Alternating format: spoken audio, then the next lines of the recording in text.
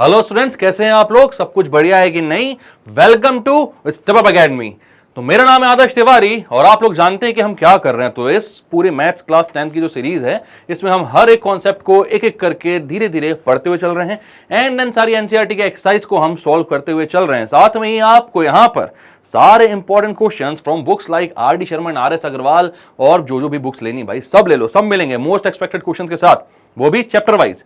हर chapter में साथ में एनसीईआरटी के साथ में सारी चीजें आप सॉल्व कर लोगे। मतलब इसके बाद कोई भी क्वेश्चन ऐसे नहीं बचेंगे जो एग्जाम में आए और आपसे ना बने। ठीक है, तो बिना टाइम को वेस्ट किए स्टार्ट करते हैं हमारा लेक्चर नंबर 4। और इस लेक्चर में हम क्या कर रहे हैं, तो हम यहां पर एक्सरसाइज 1.2 जो है आपकी नई वाली एनसीईआरटी बुक की बात कर रहा हूं मैं, ठीक है, पुरानी वाली नहीं, जहां पर हम इर्रेशनल नंबर्स को प्रूव करते हैं कि भाई हाँ ये नंबर्स इर्रेशनल हैं, उस एक्सरसाइज की बात कर रहा हूं यहां पर मैं। तो वो एक्सरसाइज नंबर 1.2 है, इसको हम यहां पर पूरा कंप्लीटली सॉल्व करेंगे। इससे पहले वाले वीडियोस में हमने ये देखा हुआ है कि कैसे हम प्रूव करते हैं कोई नंबर इर्रेशनल है, कौन सी थ्योरम का हम यूज करते हैं, उस थ्योरम का भी यूज क्यों करते हैं, उसकी डेरिवेशन भी हमने करी हुई है। तो यहां पर हर क्या और क्यों का जवाब जो है वो आपको मिल जाएगा। और भी अगर कोई डाउट आती है ना तो मुझसे पूछ लेना, मैं सारी डाउट्स आपकी सॉल्व करूंगा, चाहे कमेंट सेक्शन पर करूंगा, और अगर जबरदस्त तरीके की कोई डाउट लगती है तो उसके लिए मैं वीडियो भी बना दूंगा। चलो, तो यहां पर सबसे पहले आपको क्या करना है, prove that root 5 is irrational. अब अगर आप लोगों ने इससे पहले वाले वीडियो नहीं देखा है ना, तो भी आप इस वाले वीडियो में सारी चीज समझ पाओगे, मेरी गारंटी है। ठीक है, बस जो जो स्टेप्स में जैसे जैसे बोल रहा हूं उन सबको आप फॉलो करते हुए चलो। तो किसी भी नंबर को अगर इर्रेशनल प्रूव करना होता है हमें, तो हमें एक्चुअल में क्या करना होता है, तो जल्दी से चिल्ला कर बताओ बच्चों, क्या करना होता है, मेथड ऑफ कॉन्ट्रडिक्शन का यूज। मतलब कि हमें खुद को ही झूठा साबित करना होता है। मतलब जो शुरुआत में हमारा सपोजिशन होगा, कोई भी एक स्टेटमेंट हम शुरुआत में लेकर चलते हैं कि भैया देखो ये जो है ये ऐसा है, और लास्ट में यही प्रूव कर देते हैं कि ये जो था वो ऐसा नहीं था, वो वैसा था। ठीक है, मतलब कि क्या, यहां पर हमें प्रूव करना है कि इर्रेशनल है, तो क्या लेकर चलना होगा कि रूट 5 क्या होगा, रैशनल। तो रूट 5 अगर रैशनल होगा तो लास्ट में हमें अपने ही सपोजिशन को गलत प्रूव करना होगा कि नहीं भैया ऐसा नहीं हो सकता, इसलिए रूट 5 जो है वो क्या है, इर्रेशनल। ठीक है, तो चलो सबसे पहले मैं बोलता हूं let root 5 be a rational number. क्या बोल दिया मैंने, रूट 5 को बोल दिया एक रैशनल नंबर। अब रूट 5 अगर रैशनल है तो आप क्या कर सकते हो, आपको मालूम है रैशनल नंबर्स क्या होते हैं, तो numbers that can be represented in the form of p upon q where p and q are integers and q is not equal to 0।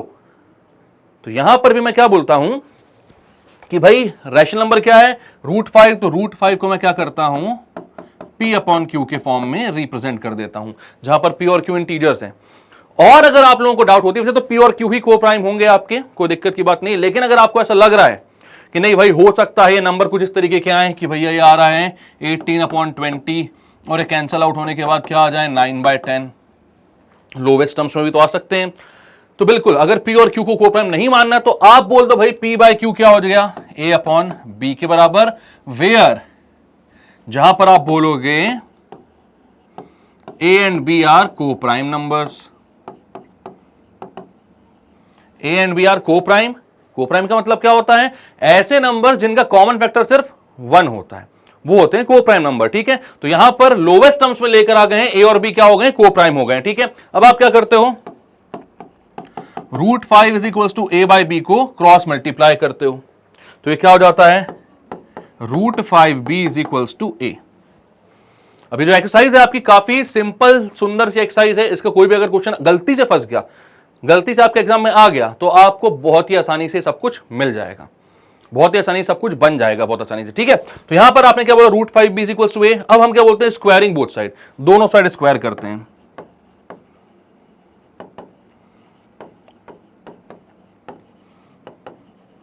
दोनों साइड अगर स्क्वायर करोगे, भाई क्यों स्क्वायर करते हो यार, ये रूट वाली जो चीजें होती है ना, इर्रेशनल टाइप की जो दिखती हैं, वो हमको पसंद नहीं आती तो उनको हटाना होता है, और उनको हटाने के लिए क्या करेंगे, हम स्क्वायर करेंगे। रूट हटाना तो क्या करेंगे, स्क्वायर करेंगे। ठीक है, तो दोनों साइड स्क्वायर किया आपने, तो क्या हो गया, 5b square is equal to a square. भाई जहां पर रूट था वो हट गया, वहां पर नॉर्मल नंबर आ गया, जहां पर रूट नहीं था b था तो b का स्क्वायर हो गया, a का स्क्वायर हो गया। अब यहां पर बात आती है एक थ्योरम की कि अगर कोई प्राइम नंबर किसी नंबर के स्क्वायर को डिवाइड करता है तो वो उस नंबर के रूट को भी डिवाइड करेगा। मींस यहां पर आप बोलोगे क्या, यहां बोलोगे if a divides b square then a divides b also where a is a prime number या any prime number। क्या बोला मैंने, अगर कोई प्राइम नंबर a है और वो किसी नंबर के स्क्वायर को डिवाइड करता है तो जो a है वो उसके रूट को यानी कि b को भी डिवाइड करेगा। अब इस थ्योरम का अगर प्रूफ चाहिए तो वैसे कोई बताता नहीं इसका प्रूफ, लोग आगे निकल जाते हैं, लेकिन मैंने हमेशा यही बात बोली है कि भाई अगर आपको हर एक क्वेश्चन के बेसिक जड़ तक पहुंचना है तो सारे बेसिक कॉन्सेप्ट जो है वो आपको पता होने चाहिए। और ये बेसिक कॉन्सेप्ट इसलिए पता होने चाहिए क्योंकि अगर आपको सब कुछ पता होगा ना तो आप क्वेश्चन जिसने बनाया ना उसके दिमाग में घुस सकते हो और क्वेश्चन की जो शुरुआत है वहां तक पहुंच सकते हो, और वहां पहुंच गए तो फिर अंत तक तो पहुंच ही जाओगे। आप ये समझ सकते हो कि इसने कहां से क्वेश्चन उठाया होगा, कैसे फ्रेम किया होगा और क्या हमसे जानना चाह रहा है। ये कब पॉसिबल है, सिर्फ तब पॉसिबल है जब सारे बेसिक कॉन्सेप्ट्स आपके क्लियर हों। ठीक है कि नहीं बेटा सुनील? सही बात है, हाँ बहुत बढ़िया। तो आज आप लोगों के जो रेगुलर जो आप लोगों ने चूज किए हैं पवन, वो हमारे साथ नहीं है, आज उनकी जगह लिए यहां पर सुनील भाई ने, तो ये भी आप लोगों के सारे क्वेश्चंस मेरे तक पहुंचाएंगे। जो भी डाउट्स होगी वो इनके थ्रू मेरे तक मिल जाएगी, टेंशन मत लो आप लोग। ठीक है चलो, तो if a divides b square then a will divide b also, तो where a is any prime number, अगर ऐसा होता तो यहां पर देखो भाई 5 into B square equal to A square बोल रहा हूं, मतलब यहां पर थोड़ा सा समझना, अगर मैं बोलता हूं 5 इंटू 3 इक्वल टू 15, तो क्या 15 जो है वो 5 के टेबल में आता है, ऐसा बोल सकता हूं? हाँ बिल्कुल, 5 में किसी चीज का मल्टीप्लीकेशन किया तो मुझे 15 मिला, मतलब 5 15 को डिवाइड करता है। अब अगर मैं बोलता हूं 5 इंटू मैं कर देता हूं 12 और वो आता है 60, 5 में किसी चीज का मल्टीप्लीकेशन किया तो मुझे 60 मिल गया, मतलब कि अगर 5 इंटू समथिंग करके मैं कोई सा भी नंबर लेकर आ रहा हूं तो वो मतलब ये होता है कि वो जो नंबर आ रहा है वो 5 से डिविजिबल है। ठीक है, तो यहां वाली स्टेटमेंट को देखना, आप लिख रहे हो 5 इंटू समथिंग, वो समथिंग क्या है, B square is equal to कितना आ रहा है, ए स्क्वायर, यानी 5 का किसी में मल्टीप्लीकेशन करने पर आपको एक नंबर मिल रहा है ए स्क्वायर, तो इसका मतलब ये होता है कि जो ए स्क्वायर है ये 5 के टेबल में आ रहा होगा। बात समझ में आ रही है आपको? तो अब आप बोलोगे भाई कि अगर ये ए स्क्वायर जो है ये 5 के टेबल में आ रहा है, मतलब कि 5 ए स्क्वायर को डिवाइड कर रहा है। ठीक है, ये अपना क्या हो गया, ये हो गई थ्योरम जिसका हम यूज कर रहे हैं। तो आप बोलोगे हियर 5 डिवाइड्स ए स्क्वायर, 5 के टेबल में ए स्क्वायर आ रहा है, जैसे यहां पर 5 के टेबल में 60 आ रहा है, 5 के टेबल में 15 आ रहा है, वैसे 5 के टेबल में ए स्क्वायर आ रहा है। तो अगर यहां पर 5 कैसा नंबर हुआ भाई, प्राइम नंबर है क्या? हाँ है, प्राइम नंबर ए था, तो क्या हुआ था, अगर वो बी स्क्वायर को डिवाइड कर रहा है तो वो बी को भी डिवाइड करेगा। ठीक है, अब 5 जो है वो ए स्क्वायर को डिवाइड कर रहा है, तो 5 एक प्राइम नंबर है, इसलिए 5 ए को भी डिवाइड करेगा। ठीक है, तो अब यहां से मैं क्या लिख सकता हूं, अगर 5 के टेबल में ए आ रहा है तो 5 में किसी चीज का मल्टीप्लिकेशन करके मैं ए तक पहुंच सकता हूं, ए निकाल सकता हूं। तो उस किसी चीज को समथिंग को मैं कोई सा एक नाम दे दूं, कोई सा एक अल्फाबेट दे दूं, तो उस अल्फाबेट को मैं बोल देता हूं सी। ठीक है, तो आप क्या बोलते हो, 5 into C is equal to A. अब ऐसा क्यों बोला मैंने, क्योंकि 5 जो है वो ए को डिवाइड कर रहा है, तो अगर ए को डिवाइड कर रहा है तो 5 में किसी चीज का मल्टीप्लिकेशन करूंगा तो ए मेरे को मिल जाएगा। तो मैंने लिख दिया 5 into C is equal to A, मतलब 5c की वैल्यू a आ गई है ना। अगर मैं स्क्वायरिंग बोथ साइड कर दूं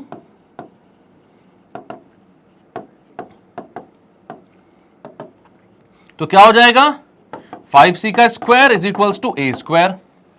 अब 5c का स्क्वायर कितना हो जाएगा, 5 का स्क्वायर हो जाएगा 25, c का square c square equal to a square. यहां पर देखिए a स्क्वायर की एक वैल्यू 5b स्क्वायर है, यहां पर देखिए a स्क्वायर की एक वैल्यू 25c स्क्वायर है। तो आप क्या बोलोगे भैया, इसको इक्वेशन 1 बोलो, इसको इक्वेशन 2 बोलो, 2 सही से बन जा, हाँ बन गया, तो इसको इक्वेशन 2 बोल दिया आपने। अब क्या बोलोगे आप, फर्स्ट इक्वेशन से a स्क्वायर की वैल्यू सेकंड इक्वेशन में पुट करते हो, तो आप बोलोगे पुटिंग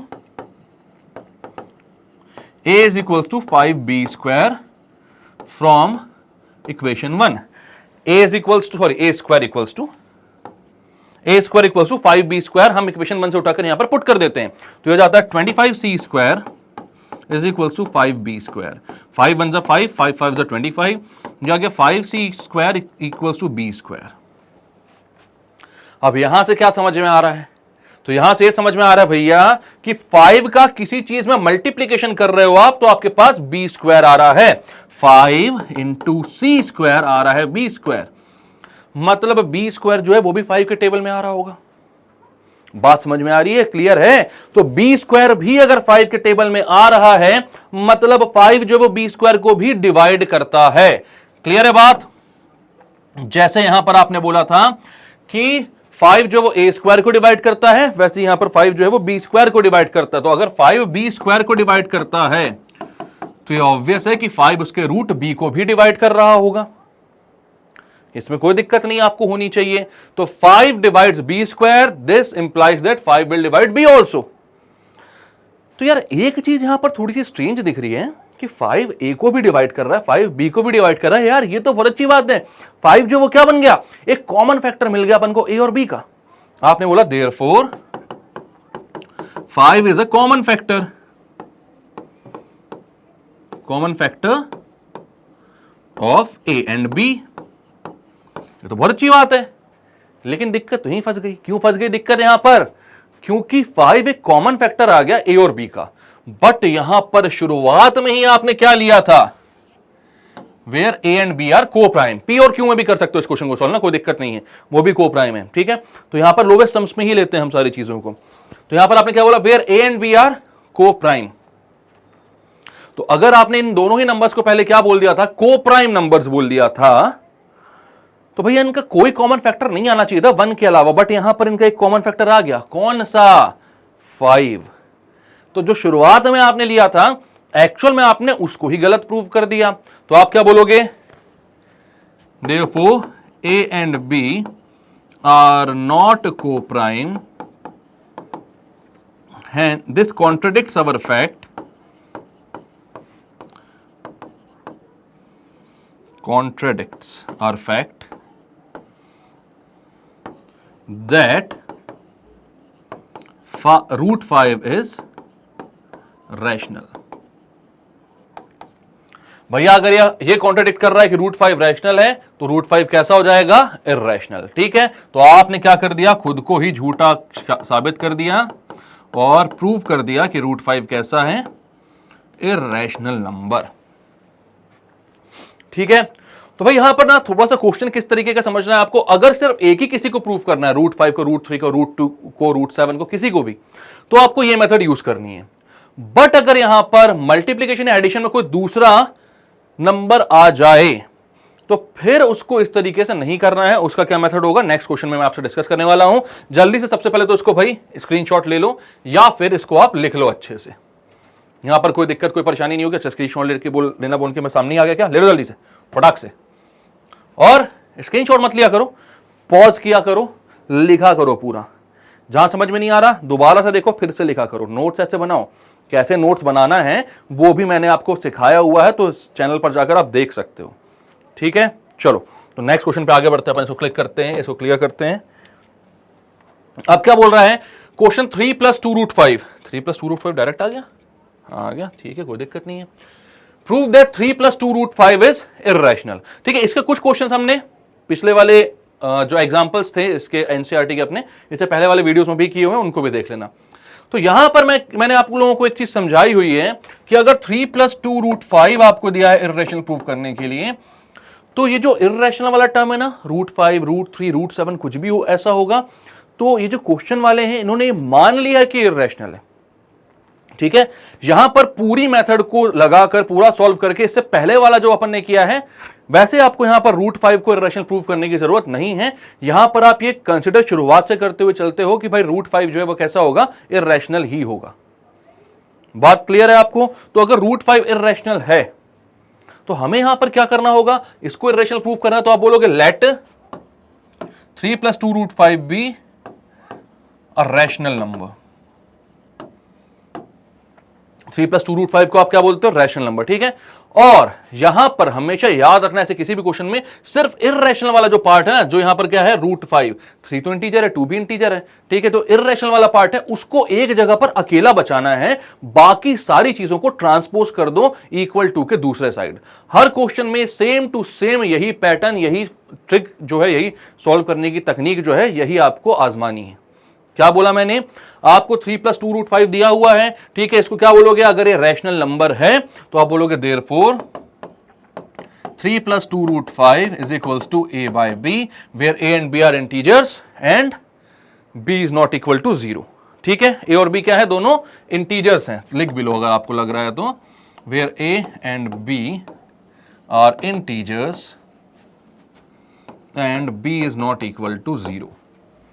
तो भाई 3+2√5 is equal to a/b, where a and b are integers and b is not equal to 0। अब मैंने यहां पर बोला कि आपको सिर्फ ये जो इर्रेशनल वाला पार्ट है √5, इसको एक जगह रहने दो, बाकी सबको उस साइड ट्रांसपोज कर दो, ठीक है। तो क्या करोगे आप? तो यहां पर लिखोगे भाई 3 को वहां भेजोगे तो हो जाएगा 2√5 इज इक्वल टू a/b -3, ठीक है। 2 को अब देखो, इसको थोड़ा सा सॉल्व कर लो तो ये हो जाएगा क्या? 2√5 is equal to a -3b upon b। LCM लेकर सॉल्व किया हमने, इसमें कोई दिक्कत तो नहीं है। यहां पर 3 के अपॉन में 1 था। जब भी कुछ समझ में ना आए भाई कैसे करना है, इसमें पता नहीं क्यों 10th के स्टूडेंट्स को भी बहुत ज्यादा बार दिक्कत होती है, समझ में नहीं आता मुझे क्यों, जबकि आप एलसीएम लेकर ऐड करना क्लास 4th से करते हुए आ रहे हो। तो अब जाकर ये चीजों पे कंफ्यूजन नहीं होनी चाहिए, और अगर हो रही है तो फिर थोड़ा सा आपको ब्रिज कोर्स की जरूरत है, ठीक है। वो ब्रिज कोर्सेज भी हम बहुत जल्दी यहाँ पर लेकर आने वाले हैं, जहां पर आपके जो क्लास के ट्रांसफॉर्मेशन होते हैं उसके बीच में हम पीछे की सारी चीजें आपको क्लियर करवा दें। मतलब इससे पहले की जो भी बेसिक हमारी कैलकुलेशंस की चीजें होती हैं, फॉर्मूलेज होते हैं, वो सब आपको क्लियर होना चाहिए। तो मैं अगर बोलता हूं यहां पर a/b प्लस x/y, ऐसे कोई दो नंबर्स को जोड़ना है, तो ज्यादा कुछ नहीं समझ में आ रहा है एलसीएम पेलसीएम कैसे लेना, तो भाई मत टेंशन लेना, डायरेक्ट इसके डिनोमिनेटर से इसके न्यूमरेटर को, इसके डिनोमिनेटर से इसके न्यूमरेटर को, और इन डिनोमिनेटर्स को आपस में मल्टीप्लाई करके लिख देना। मतलब कैसे? ay, बीच में साइन प्लस का तो प्लस xb अपॉन by, यह आपका आंसर हो जाएगा। जोड़ देना दोनों को, जो कैंसिल आउट हो रहा होगा कैंसिल आउट कर देना, उसके बाद ऊपर नीचे और आंसर आ जाएगा, ठीक है। ज्यादा कंफ्यूज मत होना। यहां पर भी आपने क्या किया है भाई? 3/1 था, क्रॉस मल्टीप्लाई करके नीचे मल्टीप्लाई करके लिख दिया। वैसे ये चीज मुझे अभी नहीं सिखानी चाहिए, लेकिन फिर भी क्योंकि मैं जानता हूं बहुत सारे लोग ऐसे मेरे पास आते हैं जिनको ये चीज नहीं पता होती है, तो मैं हर एक बेसिक कॉन्सेप्ट जो भी जहां पर डाउट आता है बेसिक बच्चों को, वो यहां पर मैं खुद से क्लियर करते हुए चलूंगा। इसके बाद भी कोई डाउट आता है आपको तो आप मुझसे पूछ लेना, ठीक है। 2√5 equal to a -3b upon b। अब आप क्या करते हो? √5 को अकेला यहां पर बचाना है, तो 2 यहां पर मल्टीप्लीकेशन में उस साइड जाएगा तो डिवीजन में आ जाएगा, यह आ जाएगा a -3b अपॉन 2b। अब इसकी लाइन की जरूरत नहीं थी वैसे तो, क्यों? क्योंकि क्वेश्चन खत्म हो चुका है, यहीं पे खत्म है। कैसे खत्म है यहां पर?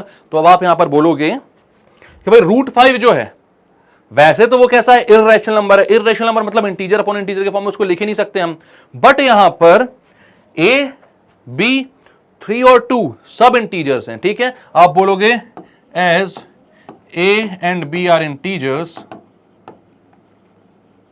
Therefore a -3b and 2b are also integers, ठीक है, and √5 is irrational, so it cannot be represented in the form of integer upon integer, ठीक है। इसको इंटीजर अपॉन इंटीजर के फॉर्म में नहीं रिप्रेजेंट कर सकते हम, बट यहां पर हम कर पा रहे हैं, तो इसका मतलब है कि कहीं ना कहीं हमने गलत किया होगा। तो क्या था? शुरुआत वाला जो सपोजिशन था वही गलत था। तो आप क्या बोलोगे? Hence our supposition was wrong,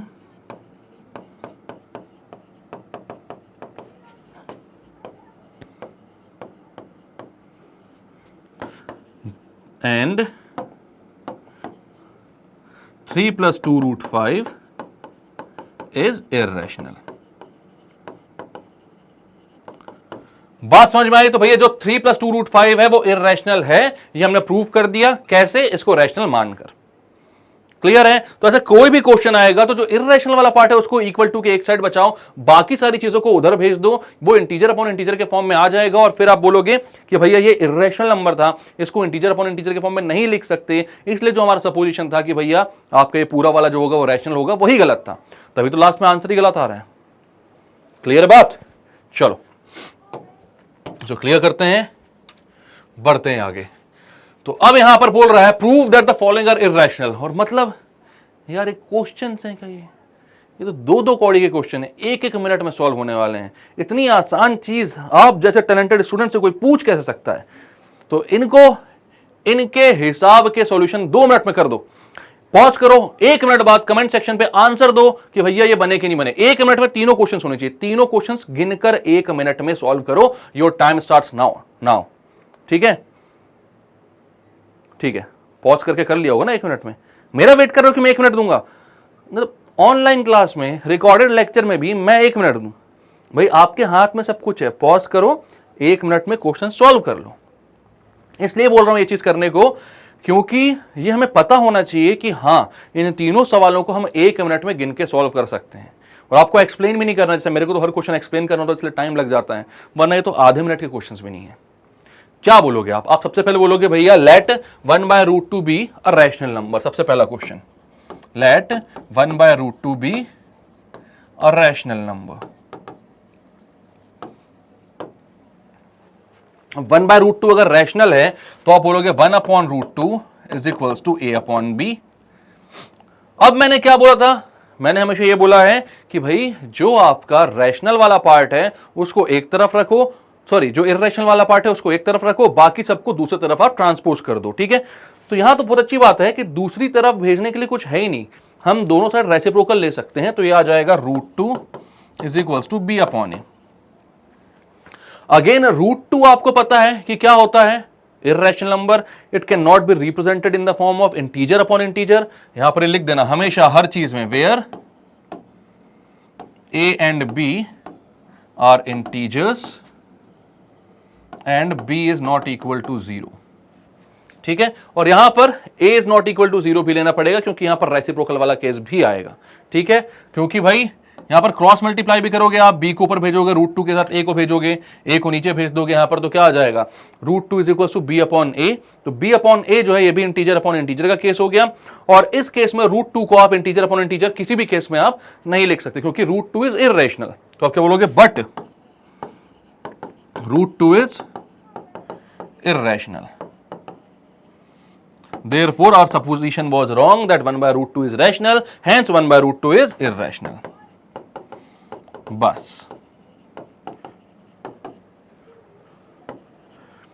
सिर्फ इतना करना है और कुछ करने की जरूरत नहीं, क्वेश्चन खत्म है। तो ये समझ में आ गया होगा आई होप। 7√5 पे चलते हैं। 7√5 पे भी क्या बोलोगे? Let 7√5 be rational. आप 7√5 को, वही सारी कहानी है, सेम टू सेम। मैं बार बार सारी चीजों को लिखकर नहीं दिखा रहा हूं। आप आई होप आप लोगों को सारी चीज समझ में आ गई होगी। नहीं आई होगी तो कमेंट सेक्शन में भेज दो कि भैया क्या समझ में नहीं आया, तो उसके लिए अलग से फिर वीडियो खास तौर से आप लोगों के लिए बना दूंगा मैं, क्योंकि हो सकता है भाई कहीं पर दिक्कत आ रही हो, तो बता दूंगा कि भाई उस दिक्कत से, मतलब उस दिक्कत को कैसे सॉल्व किया जा सकता है, कैसे हम चीजों को समझ पाए। ठीक है? तो अब 7√5 को आपने a/b बोला, तो √5 क्या हो गया? a/7b। तो भाई यहां पर आप बोल सकते हो कि √5 can not be represented as integer upon integer, therefore √5 is irrational. Therefore, our supposition was wrong and 7√5 is irrational. ये सारी चीजें आप लोग लिख लेना। करना क्या है अल्टीमेटली? तो भाई जो इर्रेशनल वाला पार्ट है उसको एक साइड बचाना है और बाकी को इंटीजर अपॉन इंटीजर के फॉर्म में लिख देना है। 6 + √2 यार क्या है ये तो क्वेश्चन ही खत्म है क्यों सुनील भाई? है ना? हाँ तो बोल दे एक बार प्यार से, हाँ जोर से बोलो, सुनाई देना चाहिए बच्चों को। हाँ सर, बस शर्माता है लड़का अपना। तो 6 + √2 को आप क्या बोलोगे? मैं डायरेक्टली a/b बोलता हूं। √2 कितना हो जाएगा? a/b - 6। ठीक है? आइए सर, आएंगे, आइए आइए आ जाइए। क्या बात है, बड़ी देर बाद आ रहे हैं सर भी। आशुतोष सर हैं आपके, जानते होंगे सब, झांक झांक के जा रहे थे बाहर से। मैं बोला आओ सर आप बच्चों से मिल लीजिए। सर हेलो, 10वीं के बच्चे अपने पढ़ रहे हैं। हाँ, इनको बोल दीजिए, छोटे छोटे बच्चे अपने जो 9th क्लास के होंगे, इनके छोटे भाई लोग, उनको भी अपना वीडियो दिखाएं। उसके लिए मैं मिलूंगा आपसे ना, 10th में सर मिलेंगे, फिर 11th में मैं मिलूंगा, 12th में सर मिलेंगे। और जब भी लाइव वाइव सेशंस होंगे तो हम लोग साथ में मिलेंगे, कोई दिक्कत की बात नहीं है, ठीक है। हम सारे सब्जेक्ट एक साथ मिलकर बहुत अच्छा पढ़ाते हैं। खुद की तारीफ खुद से नहीं, आप ही करा, मैं आपकी करा सर। अच्छा, मैं सर की कर देता हूँ। सर तो मतलब क्या ही बताऊं मैं। नहीं, सर के भी क्या बताऊं मैं, बाकी सारी चीजें बताता हूँ सर। सुनील हमारा पढ़ते पढ़ते सीख लिया है सर। सीख गया सर, सारे क्वेश्चन खुद सॉल्व कर रहा है। कल पूछा था सर कार्डिनल नंबर क्या होता है। वाह यार क्या बात है सुनील, है ना। चलिए सर, बस खत्म क्वेश्चन है सर। देखिए बच्चे बोले 9th में सब कुछ सीख के आए आपसे, ठीक है। चलो बच्चों पढ़ो जल्दी से, वाला क्वेश्चन खत्म करना है अपन को। तो आपने क्या बोला, √2 is equal to a by b minus 6, तो √2 कितना हो गया, a minus 6b upon b, ठीक है। वापस से इंटीजर अपॉन इंटीजर के फॉर्म में आ गया। ये वही चीज, वही कहानी, वही घिसा पिटा राग है सारा, ठीक है। तो a minus 6b upon b के फॉर्म में आ गया। तो आप क्या बोलोगे, but √2 is irrational, hence our supposition was wrong and 6 plus √2 is also irrational। कहानी खत्म। कहानी खत्म के मतलब क्या हुआ, लिखना है लिख लो, कोई दिक्कत नहीं है। कहानी खत्म का मतलब एक्सरसाइज खत्म आपकी, एकदम 2 कौड़ी की एक्सरसाइज थी, एकदम इतनी इजी, इतना आसान।